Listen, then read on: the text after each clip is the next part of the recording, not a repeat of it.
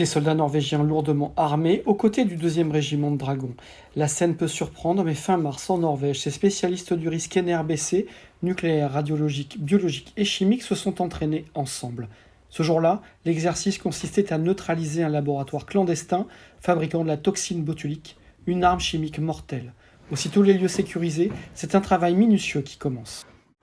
Une fois que ces traces sont relevées, on va les notifier par des petits cônes, vous voyez, numérotés, d'accord, et qui permettront ensuite de choisir qu'est-ce qu'on va prélever pour envoyer en laboratoire pour analyse.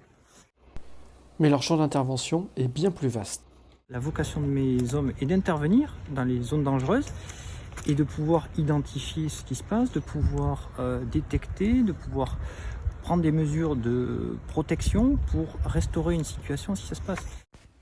Mais combattre de tels risques ne s'improvise pas, y compris pour les chasseurs alpins. Le port du masque, il y a différentes contraintes, donc notamment la façon de s'exprimer avec son groupe.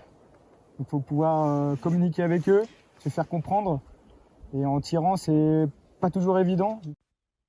Mais face à la guerre en Ukraine et au risque d'utilisation d'armes chimiques par la Russie, l'OTAN a placé le 2e régiment de dragons en alerte. Notre travail est de nous préparer pour être prêt à être projeté immédiatement. Avec à la clé donc des missions à haut risque. On doit se préparer à toutes les hypothèses d'engagement face à des événements qui pourraient arriver, des événements biologiques, des événements chimiques, des événements radiologiques, nucléaires. Mais si cela arrive, la guerre en Ukraine aura basculé un peu plus encore dans l'horreur.